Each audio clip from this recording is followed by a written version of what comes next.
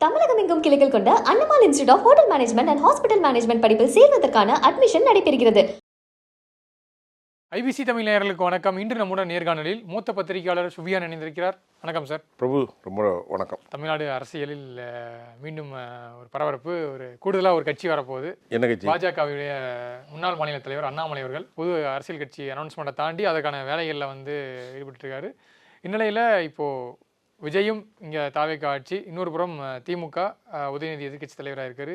இங்கே future politics எதை நோக்கி நகருது? இப்போ இவங்க 3 பேருக்குள்ளே தான் இந்த அடுத்த கட்ட அரசியல் நகர்கள் இவங்களை மையப்படுத்தி தான் இருக்க போதான்ற கேள்விகள்லாம் எழுந்திருக்கு. அது மட்டும் இல்லாமல் அண்ணாமலை அந்த ராஜினாமாவே ஒரு ஃபார்முலா நடந்த ராஜினாமா. டெல்லி போய் தேசிய தலைவரையும் ஹோம் மினிஸ்டர் பிரதமர் எல்லாத்தையும் பார்த்துட்டு இங்கே ஒரு ஃபார்முலான ரெசிக்னேஷனாக இருந்திருக்கு. சொல்லுங்கள் சார், அடுத்த தமிழ்நாடு அரசியல் எதை நோக்கி நகருது? அடுத்த வரக்கூடிய தேர்தல்கள் எதை பேஸ் பண்ணி இருக்கும்? சார், நீங்கள் சொன்னது ரொம்ப ஒரு முக்கியமான விஷயம். அதில் நான் எதை சொல்ல வந்தேன்னா அதை கேள்வியாக நீங்கள் வச்சுட்டீங்க. ஒரு ஃபார்முலா, அதாவது ஒரு ஃபார்மல், அந்த ரெசிக்னேஷன் அப்படி தானே சொன்னீங்க நீங்கள். உண்மையிலே அப்படி தான். இது வரைக்கும் நீங்களே பாருங்கள், என்னுடைய ஒரு அனுபவத்தில் ஒரு 35 வருஷம், ஓரளவுக்கு 40 வருஷத்துக்குள்ளே 30 வருஷம் நான் பார்த்ததில்ல இந்த மாதிரி ஒரு ரிசைன் பண்ண ஒரு தலைவனை பார்க்கல. பல கட்சிகளில் உடைதல் ஏற்பட்டிருக்கிறது. அவங்க அந்த கட்சிக்கு எதிராக நின்று வெளியே பேட்டி கொடுப்பாங்க. என்னுடைய செயல் திட்டங்கள் வடிவமைக்கப்படவில்லை, என்னால் மரியாதையாக நடத்தப்படவில்லை, நான் அழுத்தப்பட்டேன், நான் இப்படி ஏதாவது சொல்லுவாங்க. அதனால் Annamalai he was in stay there the more than 50 hours more. 50 மணி நேரம் அங்கே தாமதித்தார். எங்கே? டெல்லியில். இப்போ இதுதான் எல்லோருக்கும் ஒரு சந்தேகத்தை ஏற்படுத்துகிறது. நல்ல விஷயம் இருக்கு. அண்ணாமலை சொல்கிறாரு, 1.5 வருஷமாக என் மனசில் ரொம்ப வேதனை இருக்குங்க. கடந்த பாஸ்ட் 1.5 இயர் நான் ரொம்ப கஷ்டப்பட்டேன், என்ன ரொம்ப டீக்ரேட் பண்ணாங்க தான் சொல்கிறார். டிசம்பர்லேயே விலகிறன்னு சொல்லிட்டேன், ஆனால் அவங்க தான் தேர்தல் முடிவுக்கு பிறகு கிளம்ப சொன்னாங்க. ஆமாம், அதுதான் இங்கே தமிழ் சமூகத்தில் ஒரு பெரிய சந்தேகத்தை ஏற்படுத்துறது. 1.5 மாதத்துக்கு அதாவது டிசம்பர் 4ஆம் தேதி சொல்கிறார், டேட் வைஸ் சொல்கிறார். டிசம்பர் 4ஆம் தேதி இந்த மெசேஜ் கன்வே பண்ணிட்டேன். ஆனால் அவங்க சொன்னாங்க எலெக்ஷனுக்கு அப்புறம் நீங்கள் பார்ப்போன்னு சொன்னாங்க. அப்போ கூட ஒரு பெரிய அளவில் இருந்திருக்காது, ஏதோ ஃபார்மலாக அப்படி பட்டும்படாமல் இருந்திருக்கும். ஆனால் இப்போ அவர் மோடியை பார்க்குறதுக்கு டைம் கேட்டார். அமித்ஷா இவரை பார்க்க மறுத்துவிட்டு நிதின் நபீன்கிட்ட 5 பக்கத்துக்கு கம்ப்ளைண்ட் எல்லாமே பக்காவாக எழுதி இந்த ரெசிக்னேஷனோடு புட்டப் பண்ணி கையில் கொடுத்துருக்கார். அதுக்கப்புறம் அவர் செய்தி வருது, தமிழ் செய்தி ப்ரைம் நியூஸில் அவர் ஏர்போர்ட்டுக்கு வந்துக்கிட்டு இருக்காரு. ஏர்போர்ட்டுக்கு வந்துக்கிட்டு இருக்கும்போது அமித்ஷா வீட்டிலேருந்து ஃபோன் வருது, செல்ஃபோனு. திரும்பி போனால் அமித்ஷா கிட்ட 2 நாளாக உட்காந்து பேசுவார், 1/2 மணி நேரம் பேசுவார், 1 மணி நேரம் பேசுவார். அதுக்கப்புறம் மறுநாள் அங்கே இருக்கார். அதுக்கப்புறம் அவர் நேரடியாக டெல்லியிலேருந்து தான் அந்த கட்சி ஆரம்பிக்கிறார். கட்சியில் இந்த ஆர்கனைசேஷன் அது என்ன லீடர்ஸ். அப்போ அது அவர் ஏன் எல்லாவற்றையும் நேரடியாக மக்களை சந்திக்கக்கூடியவர், டெல்லியிலேருந்து எதுக்கு அவர் பேச வேண்டும் என்றால், இங்கே கேள்விகள் கேட்டால் அவர்களிடத்திலே பதில் இல்லை. ஒரு மிக முக்கியமான விஷயம். அண்ணாமலை பொறுத்தவரை அவர் எப்படி நான் பார்க்குறேன்னா, ஒரு ஊடகவியலாளராக பல மூத்த ஊடகவியலாளர்கள், Times of India, ANI news செய்தியாளர்கள், இந்தியா டுடே, இப்படி பல ஊடகங்களில் எனக்கு நெருங்கிய நண்பர்கள் இருக்காங்க. விஜயசங்கர் போன்றவர்கள், ஏஎன்ஏவுடைய மணி நண்பர்கள், எல்லாருமே எனக்கு ரொம்ப வேண்டியவர்கள், என்னுடைய சீனியர்கள். அப்போ நம்ம எல்லோர்ட்டும் பேசும்போது அண்ணாமலை மீது, தமிழ்நாட்டில் அவர் மீது ஒரு பெரிய நம்பிக்கை வரவில்லை. ஆனால் இவர்கள் ஒரு கருத்தை திருப்பி சொல்லி கொண்டிருக்கிறார்கள். என்ன கருத்துண்டா, அண்ணாமலை இப்போ 15 லட்சமாக வந்திருக்கா, எவ்வளோ வந்திருக்கு இப்போ அவருடைய அந்த 15 லட்சம், அதனுடைய நம்பகத்தன்மை குறித்து நமக்கு தெரியவில்லை. ஆனால் 15 லட்சம் பேர் வந்திருக்கிறார்கள் என்று சொல்ல வரலாம், இல்லை என்று சொல்லவில்லை. காரணம், அவர்களில் இருந்தவர்கள் பல பேர் ஏபிபியில் இருந்தவர்கள், ஆல் இண்டியா பாரத், அந்த மாதிரி அமைப்பு. அவர்களில் பலர் பாரதிய ஜனதாவிலிருந்து வந்தவர்கள், அவர்களில் பலர் விஸ்வ இந்து பரிஷத்திலிருந்து வந்தவர்கள். அவற்றில் ஒரு குறிப்பிட்ட மிக குறைவான சதவீதம் மட்டுமே தமிழர்களாக அங்கே இருக்க முடியும். தமிழர்கள் என்றால் தமிழ் தேசியம் பேசுபவர்கள், திராவிட தேசியம் எல்லோரும் தமிழர்கள் தான். தமிழ் தேசியம், திராவிட தேசியம், கொங்கு தேசியம் எல்லாமே தமிழ் தேசியம்தான். இந்த மாதிரியான ஒரு தேசியம் பேசுபவர்கள் அங்கிருந்து வந்திருக்க முடியும். ஆனால் அவருக்கு இருக்கக்கூடிய பின்னணி, அவர் என்ன நினைத்தார் என்று நான் பல முறை பதிவு செஞ்சிருக்கிறேன். நேற்று ஒரு முக்கியமான செய்தியில் அதை சொல்லப்பட்டார்கள். ஒவ்வொரு மனிதனுக்கும் ஒரு ஆசை இருக்கும். ஒரு எம்எல்ஏவாவது ஆசையில் ஆயிர மாட்டோமா? இருக்குமா? இருக்காது. ஒரு அண்ணாமலை பொறுத்தவரை அவருடைய கண்டிஷன் பிஜேபிக்கு இல்லை, எந்த கட்சிக்கும் ஒத்து வராது. அவர் என்ன கண்டிஷன் வச்சார்னா, எந்த தலைவர்களும் இப்போது பொன்னாராவ் சரி, தமிழிசை சரி, அல்லது வேறு நிறைய தலைவர்கள் இருக்கிறாங்க, நீங்கள் கூட சொல்லலாம், வானதி சீனிவாசனோ சரி, இப்படி மூத்த தலைவர்கள் யாரும் என்னுடைய விவகாரத்தில் தலையிடக்கூடாது. இதை நான் சொல்லலை, இந்தியன் எக்ஸ்பிரஸ் சொல்லியிருக்கிறது. அதனுடைய காணொலி இந்தியன் எக்ஸ்பிரஸ் செய்தி நான் இப்போ வச்சுருக்கேன். பேச முன்னாடியே ஆதாரத்தோடு சொல்லக்கூடாது. 2 கண்டிஷன் அண்ணாமலை ஏற்கனவே போட்டிருக்காரு. நானே தலைவன், நானே முடிவுகள் எடுப்பேன், நானே டிசைட் பண்ணுவேன், நானே கூட்டணி அமைப்பேன், நானே பொறுப்பாளர்களை அமைப்பேன், அதுக்கு எந்த டிஸ்டர்பன்ஸ் இருக்கக்கூடாது. இது அவர் தலைமையில் வைத்தது. இவர்களுக்கெல்லாம் சும்மா இருக்கலாம். யார்? பொன்னாராவ் சரி, டாக்டர் தமிழிசை, இவர்களெல்லாம் நிற்கலாம். ஆனால் நான் நிறுத்த வேண்டிய வேட்பாளர் மட்டுமே. இவர்கள் பெரியவர்கள், கண்ணியம் கொடுப்பேன், கொடுக்க முறையில் கொடுப்பேன், வணக்கம் சொல்லுவேன், அவ்வளோதான். ஆனால் முடிவுகள் எடுக்கிற நாங்கள். இப்படி ஒரு அரசியல் கட்சிகள் உலகத்தில் இளைஞர்கள் என்று சொல்லி விஷயம் அல்ல. நல்லா புரிந்து கொள்ளுங்கள். இல்லை சார், ப்ராப்பராக நீங்கள் சொல்கிறீங்க இந்த விஷயம். அது வந்து இப்போ ஒரு தேசிய கட்சிக்கு இது சாத்தியமான்றதை நீங்கள் சொல்கிற மாதிரி அந்த இடத்துல ஒரு கொஸ்டின் மார்க்கு. ஆனால் தமிழ்நாட்டு அரசியலை பொறுத்தவரை இப்போது திராவிட கட்சிகளாகட்டும், அதே போல் இப்போ ஆட்சியில் இருக்கக்கூடிய தமிழக வெற்றி கழகமாகட்டும், இங்கே செட்டப்பை பொறுத்த வரைக்கும் ஒரு கட்சிக்கு முகமாக ஒரு தலைவர், ஒரு சில 2ஆம் கட்ட தலைவர்கள், அதற்கப்புறம் வலுவான மாவட்ட செயலாளர்கள். இந்த செட்டப்பில் தான் வந்து இப்போது திராவிட கட்சிகளாகட்டும், தமிழக வெற்றி கழகமாகட்டும், இந்த ஒரு செட்டப்பில் இயங்கிட்டு இருக்கு.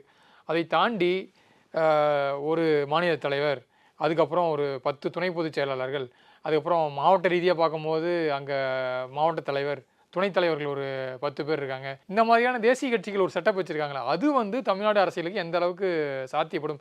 ஏன்னா இந்த அதிகாரம் பகிர்வுன்றது வந்து செதறி போய் கிடக்கு. அப்படி செதறும் போது மாநில தலைவர் வந்து நியமிக்கிறீங்க, 3 வருஷத்துக்கு அப்புறம் அந்த மாநில தலைவரை நீங்கள் ரிமூவ் பண்ணிட்டு இன்னொரு தலைவர் வராருன்னா, அந்த கட்சியை எப்படி அந்த மாநிலத்தில் கட்டமைச்சு தேர்தலில் போட்டியிட்டு வெற்றி பெறத்துக்கு அளவுக்கான ஒரு வலுவான கட்டமைப்பு உருவாக்க முடியும்?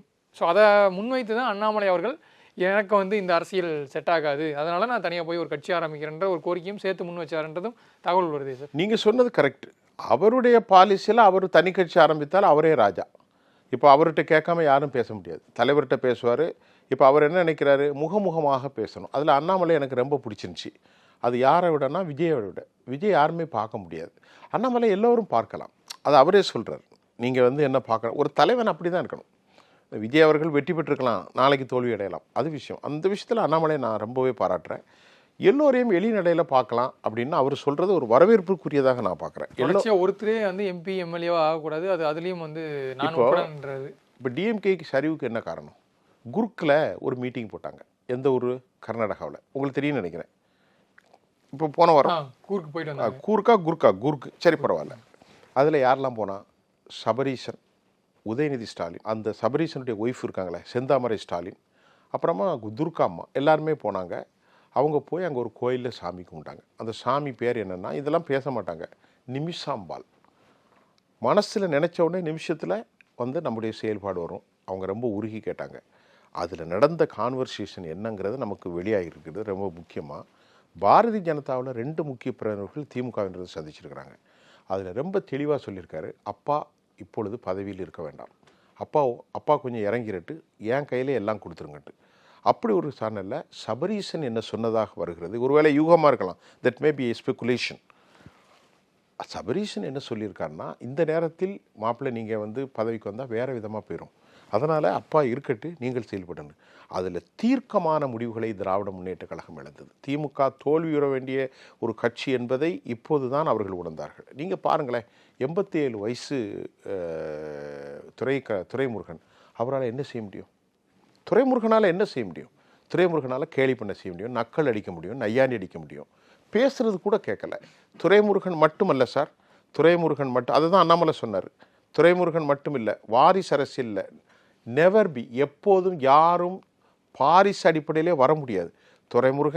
துரைமுருகனுடைய மகன் கதிரானந்த், அதே மாதிரி சுபா தங்கவேல், அவருடைய மகன் தங்கம் தென்னரசு, தமிழச்சி தங்கபாண்டியன், அப்புறமா கருணாநிதி, ஸ்டாலின், கனிமொழி, அழகிரி மத்திய அமைச்சர் இருந்தார், அப்புறமா உதயநிதி ஸ்டாலின், இன்பநிதி ஸ்டாலின், இப்படி போகும். இது ஒரு பக்கம். அதுக்கு பதிலாக கொடுக்குறாங்களாம் டிஆர் பாலு, டிஆர்பி ராஜா, பொன்முடி மகன் பேர் என்னது, சிகாமணி. இது என்னையா கட்சி இது? நான் கேட்குறதுக்கு பதில் சொல்லுங்க. மக்கள் புரியுறான். என்னடா இது, அரபு மன்னர் முகமது பின் சல்மானா இது, யாரென்று தெரியாமலே விசில் எடுத்து ஊதிவிட்டார்கள் எல்லோரும். இது தமிழ்நாட்டு வரலாற்றில் உதயநிதியை சிந்தித்து வைத்தது.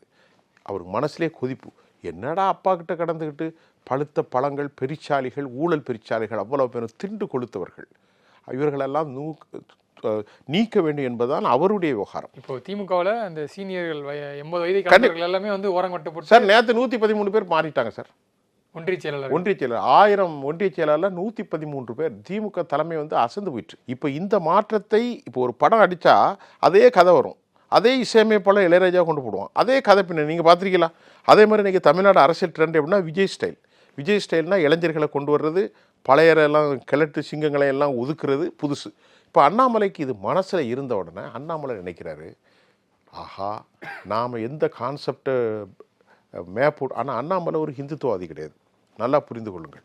அண்ணாமலை ஹிந்துத்துவாதி, அந்த ஆர்எஸ்எஸ் பின்புலம் கிடையாது, ஆர்எஸ் கிடையாது.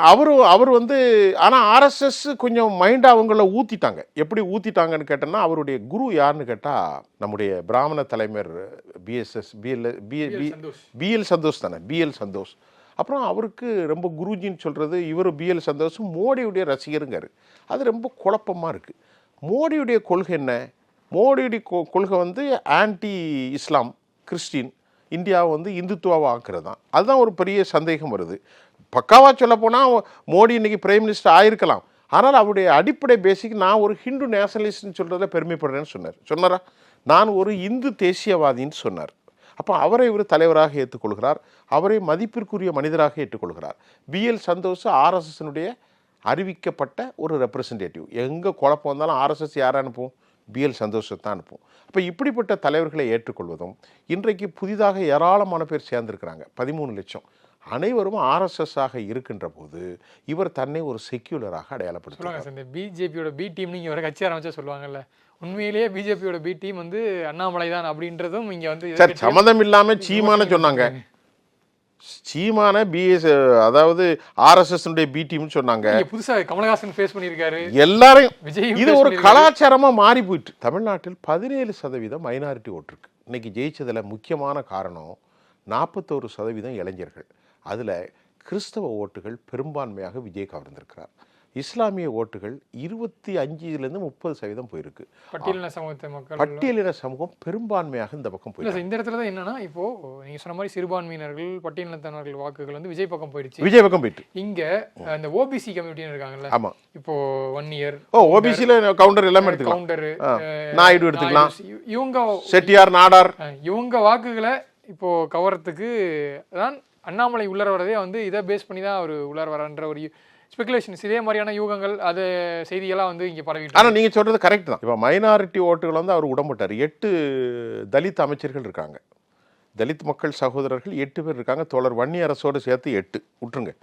இப்போது கிறிஸ்தவர்கள் கட்சி இப்போ அடுத்து தூண்டி விடுறாங்க பாருங்கள், இதெல்லாம் கிறிஸ்தவர்கள் கட்சி. ஜோசப் விஜய் தமிழன் யாருமே இன்னும் என்ன சொல்றாங்கன்னா, தாவேக்கா இன்னொரு விசிகாவா மாறிடுச்சு. விசிகா 2.0 தான் தாவேக்கா. ஏன்னா வந்து தலித் மக்களுக்கான கட்சியா வந்து ஒரு அங்கீகாரம், நீங்க சொன்னீங்களா 8 அமைச்சர்கள்ட்டு, ஸோ அதுவே வந்து இது வரைக்கும் இல்லாத என்ன வேணாலும் கொடுத்துருக்காங்க. ரூம் போட்டு என்ன வேணாலும் சிந்திப்பான் சார். நான் என்ன கேட்குறேன், ஜோசப் விஜய் யாரு? ஜோசப் விஜய் வந்து ஒரு சைவ புள்ளமாறு சமூகத்தை சேர்ந்தவன், நல்லா புரிஞ்சுங்க. அவன் கிறிஸ்தவத்தை ஏற்றுக்கிட்டாலும் தமிழன் தானே, அவன் தமிழனா இல்லையா? இப்போ நான் இருக்கேன், என்னுடைய மதம் வந்து வேறு மதமாக இருக்கலாம், நான் தமிழன் தானே, எனக்கு தமிழை தவிர ஒன்றுமே தெரியாது. அப்போ நான் அந்த தமிழ்நாட்டுக்கு தான் நன்மை செய்வேன். எம்ஜிஆரை மலையாளின்னு சொன்னாங்க, அம்மையார் செல்வி ஜெயலலிதாவை ஸ்ரீரங்க பார்ப்பனத்தின்னு சொன்னாங்க, அவங்க கர்நாடகாரனா, அவங்களாம் வெற்றி பெற்றாங்க. இப்போது ஜோசப்னு பேரை முதல்ல சொன்னது யார்? விஜய்ன்றது தான் எல்லாருக்கும் தெரியும். நடிகர் விஜய் வேணாம், யாருக்காவது ஜோசப் விஜய் படம் பார்க்க போகிறேன்னு யாரா சொன்னானா? தெரியாது. விஜய்னா எல்லாருக்கும் தெரியும். விஜய்னா அவன் ஹிந்து முஸ்லீம்லாம் யாரும் பார்க்கல, ஒரு படத்தை பார்ப்பான். சரி, சீமான சைமன்னு சொன்னது யார்? செபாஸ்டியன் சைமான்னு யார் சொன்னது? இந்த வெறுப்பு அரசியலை வளர்க்கக்கூடிய ஹெச்ராஜா. அர்ஜுன் சம்பத் அப்போ சொல்லுவார். இப்போ எல்லா தலைப்புலையும் என்ன போட்டிருக்காங்க? ஜோசப் விஜய் என்கின்ற நான். இப்போ அதே அவர் வேணுக்குண்டே வச்சுட்டார். அப்போது தமிழனுக்கு சாதி மதம்லாம் கிடையாது. நீங்கள் சொன்னதில் ஒரு முக்கியமான பாயிண்ட் இருக்குது, ரொம்ப வேல்யூபிள் பாயிண்ட். அப்போது தலித்துகள் ஓட்டுங்க போயிட்டு, கிறிஸ்தவர்கள் ஓட்டுங்க போயிட்டு, முஸ்லீம்கள் ஓட்டு ஃபுல்லாக போகலை, கொஞ்சம் போயிருக்கு. அப்போ நம்ம ஓபிசியை ஒன்று பண்ணுவோமே அப்படின்னு நினைக்கலாம். இந்த ஓபிசியில் தலித் வெறுப்பு எல்லாத்துக்கும் இருக்குது. நல்லா கவனிங்க. தலித்து வெறுப்பு எல்லாரும் சொல்லுவான், நம்மெல்லாம் ஒண்ணுதான். உனக்கு மட்டும் இடஒதுக்கீடு இருக்கு, உனக்கு மட்டும் இப்போ அமைச்சரையில் உனக்கு அதெல்லாம் சொல்லுவாங்க, எல்லாமே எல்லாம் சொல்லுவாங்க. அப்போ எல்லாருக்கும் சொல்லும்போது அந்த தலித்து வெறுப்பை எப்படி நம்ம மாற்றுறது அப்படின்னா அடுத்த கட்டமாக போகும். ஆனால் அடுத்த கட்டமாக போனால் பிஜேபி எந்த எல்லைக்கும் செயல் திட்டத்தை வடிவமைப்பார்கள். முதல்ல அண்ணாமலை அவர்கள் போகின்ற போது போனால் போகட்டு அப்படின்னு சொன்னாங்க. அப்புறம் போனால் நல்லது தானே, பின்னாடி நமக்கு வரும் கட்சியோட மெர்ஜி ஆகிக்கிடலாம். அண்ணாமலை ஒரு நல்ல பைண்டிங் பண்ணி ஒரு தலைவனாக வந்த பிறகு பிஜேபியோட இணைகிறதோ அல்லது அண்ணாமலை ஆட்சி செய்வதோ அவர்கள், ஏன்னா அவங்க எந்த எல்லைக்கும் போவாங்க. ஒரே ஒரு எம்எல்ஏ மட்டும் வைத்துக்கொண்டு வடகிழக்கில் ஆட்சி அமைச்சிட்டாங்களா இல்லையா? ஒரு எம்எல்ஏ வச்சு உலகத்தில் எவனாவது ஆட்சி அமைக்க முடியுமா? எந்த ஊழல் குற்றச்சாட்டை சொன்னார்களோ அதே முதலமைச்சர் வச்சு ஆசாமில் ஆட்சி அமைச்சிட்டாங்களே இல்லையா? நல்லா புரிந்து கொள்ளுங்கள். 10% பெறல சார். புட்டதேவ் பட்டாச்சாரியா ஜோதிபாசு இருந்த மாநிலத்தில் 35 ஆண்டுகளில் செய்த ஆட்சி மாநிலத்தில் 1% கூட கிடையாது பிஜேபி சார். புட்டதேவ் பச்சாரியாவும் ஜோதிபாசு இருக்கும்போது 0.5% கூட கிடையாது சார். அவ்வளோ கம்யூனிஸ்டுக்காரன் எப்படி மாறிட்டான்? இந்துத்துவம் மாறிட்டான் சார். ஒருத்தன் வடக்க போவான், ஒருத்தன் தெற்க போவான். அவ்வளோ பேரும் ஜெய் ஸ்ரீராம்ட்டான். எங்கே? வெஸ்ட் பெங்காலில். நல்ல கவுனிங்க. அதே மாதிரி மாற்றுவதற்கு தான் இங்கே தத்துவம். இனி என்ன சொல்ல போகிறார்? பெரியார் சிலைக்கு மாலை போட போகிறார். இதே ஐபிசியில் நான் பேச போகிறேன். நீங்கள் சொல்லுங்கள் பார்ப்போம். எப்போ வருது பெரியாருக்கு? எனக்கு மறந்து போச்சு. பெரியார் சிலைக்கு மாலை போட்டார். யார் போடுவா? அண்ணாமலையார் போடுவார். அண்ணாமலையாருங்கிற ரொம்ப எல்லாரோடையும் மதிக்கக்கூடிய ஒரு திருவண்ணாமலையார். இவர் அண்ணாமலை போடுவார். அதே மாதிரி நம்முடைய பேராசான் பேர் என்னது, நம்ம அம்பேத்கர் அவர்களுக்கு திருவிழா கொண்டாடுவார். இதில் பல சூட்சமங்கள் இருக்குது, பல விஷயங்கள் இருக்குது. ஆனால் அண்ணாமலை தன் மீது படிந்திருக்க கூட ஹிந்துத்துவா. அவர் இருக்கிற நட்புகளெல்லாம் பாருங்கள். திரு ரஜினிகாந்த் என்ன கூப்பிட்டாரு, போனாங்க. ரஜினிகாந்த் அம்மா ஒய்ஃப்னு ஒரு கட்சி ஆரம்பிச்சிட்டாங்க. அது எப்படி ஏன் இப்படி ஆரம்பிச்சாங்கன்னு தெரியல. அதான் ரஜினிகாந்த் டக்குன்னு ஆரம்பிச்சிட்டாங்க. ஆனால் அண்ணாமலைக்கு ஒரு குறிப்பிட்ட ஓட்டு கிடைக்கும் சார். அதை மட்டும் நம்ம சொல்லிடுவோம். அவருக்கு எப்படின்னா நல்லா ஒன்று விஜய் அவர்களுக்கு கிடைச்ச அந்த ஊடக வெளிச்சமோ அந்த லைம் லைட்டோ இல்லை மக்கள் பேரளவுக்கு ஒரு அலை ஒன்று அடைச்சதில்ல, அது அண்ணாமலை அவர்களுக்கு கிடைக்குமா சார்? விஜய்க்கு உள்ள விஷயம் அண்ணாமலைக்கு 100% கிடைப்பதற்கு வாய்ப்பில்லை. ஏன்னா அண்ணாமலையின் மீது ஒரு கரை இருக்கிறது, இன்னும் சந்தேக கரை. பாஜகவா, ஏபிபியா, ஹிந்து அமைப்பான்னு. ஆனால் இயற்கையிலே அண்ணாமலை ஆரம்ப கட்டத்தில் நான் அவரை பார்த்துக்கிட்டு இருக்கேன். அவர் எப்போவுமே கடும்போக்குவாதியாக அவர் செயல்பட்டதில்லை. அவர் அப்போ பள்ளப்பட்டி அரவக்குறிச்சி தொகுதி தான். அப்போ பள்ளப்பட்டி இஸ்லாமியர்கள்ட்டெல்லாம் போய் நல்லா நடந்துக்கிட்டார். சில மனிதர்களுக்கு சில துவேஷங்கள் உடம்புலே இருக்கும். அப்படி ஒரு துவேஷியாக நான் அவரை பார்க்கல. காரணம், அவர் ஒரு போலீஸ் ஆஃபீஸர். அங்கே கால சூழ்நிலைகள் அவர்களை கொண்டு இழுத்து விட்டது. ஆனால் அவர் ஒரு உண்மையிலே ஒரு பச்சை தமிழர் தான். ஒரு தமிழர், ஒரு ஒடுக்கப்பட்ட ஒரு சமூகம்தான். ரொம்ப எளிமையான ஒரு பின்னணி கொண்ட குப்புசாமி கவுண்டருடைய பையனாக தான் இருந்தார்.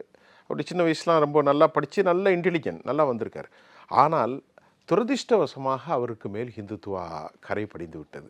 அது எப்படி உடைக்கிறது ரொம்ப சிரமப்படும், ரொம்ப கஷ்டம்.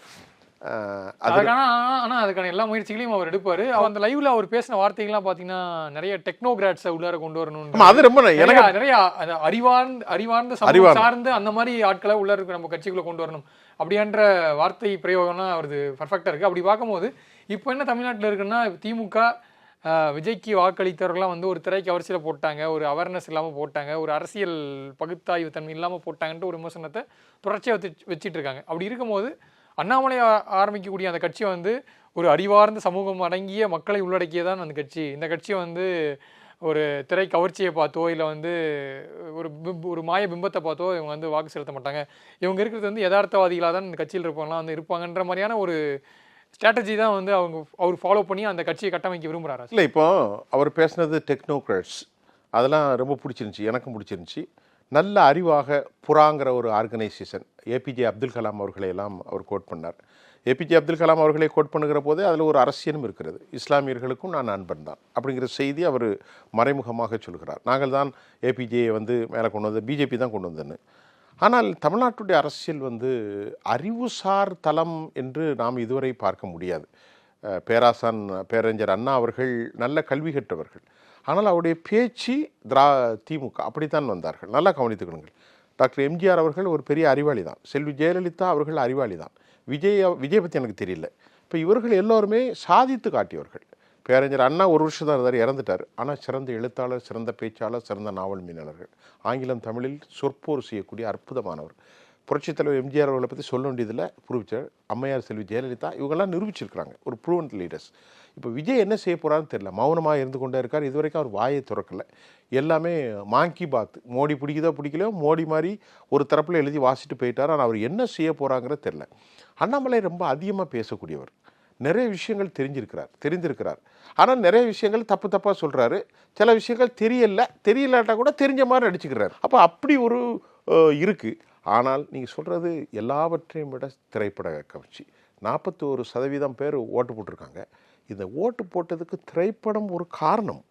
அந்த திரைப்படம் காரணத்தை தாண்டி திமுகவின் செய்திருக்கக்கூடிய ஒரு அடாவடித்தனம். திமுக இது மக்களுக்கு ரொம்ப வெறுப்புனா அவங்க என்ன நினச்சாங்க, 1000 ரூபாயை கொடுத்துட்டு 12,500 கோடி கொடுத்துருவோம், அதுக்கப்புறம் போகிறதுக்கு ஒரு 5000, பொங்கலுக்கு 3000, அதுக்கப்புறம் ஒரு 5000 2000. இதெல்லாம் அவர்களுக்கு இல்லை. டிஎம்கே செஞ்சிருக்கிற லோக்கலில் ரவுடிசம், அப்புறம் அந்த கவுன்சிலர்ஸ் பண்ணக்கூடிய அத்துமீறல், கட்சி தலைவர்கள் ஃபுல்லாக கிளட்டி சிங்கங்கள், ஒன்று கிடக்கு ஒன்று பேசுகிறது. ராஜகண்ணப்பன்லேருந்து தயாநிதி மாறன்லேருந்து அவ்வளோ பேரும் பேசுகிறது பெரியார் தலித் வெறுப்பு தான். தயாநிதி மாறன் என்ன சொன்னார், நீ எல்லாம் நாங்கள்லாம் தலித்தான்னு கேட்டார். ராஜகண்ணப்பன் அதே மாதிரி பேசினார். பொன்முடி அதே மாதிரி சொன்னார்.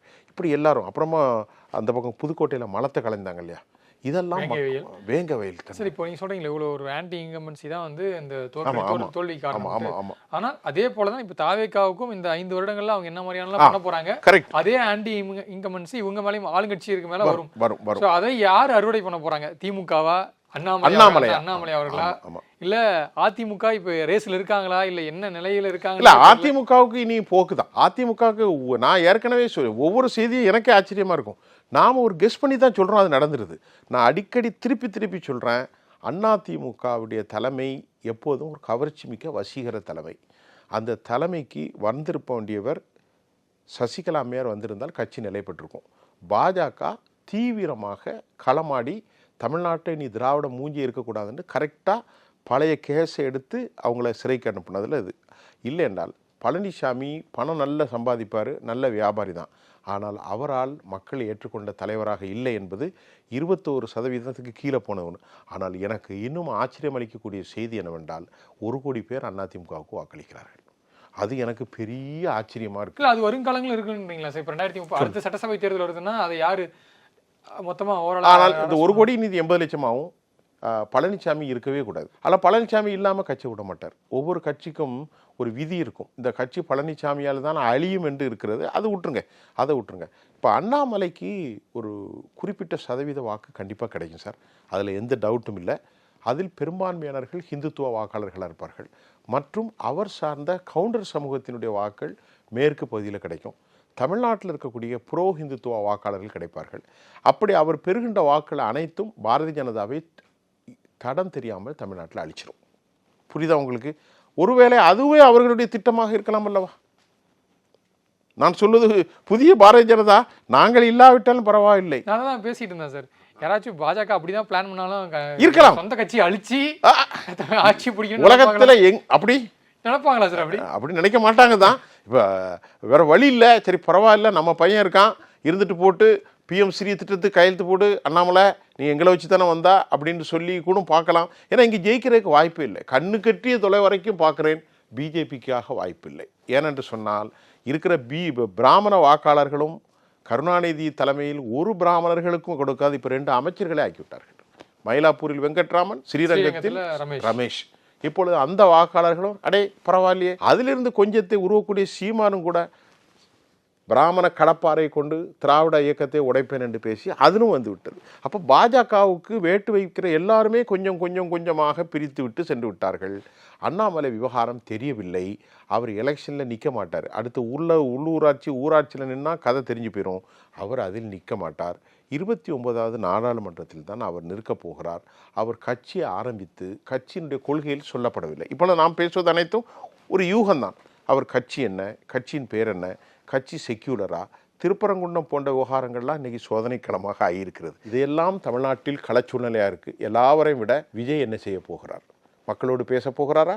இன்றைக்கி கொலைகள் தொடர்ந்து நடக்கத்தான் செய்கிறது. சரி பரவாயில்லை, 12,000 கோடி கொடுக்க போகிறாரா? 63,000 கோடிக்கு மாதம் 2,500 கொடுக்க போகிறாரா? எப்படியெல்லாம் மத்திய அரசாங்கத்தோடு எப்படி உறவு செய்ய போகிறார்?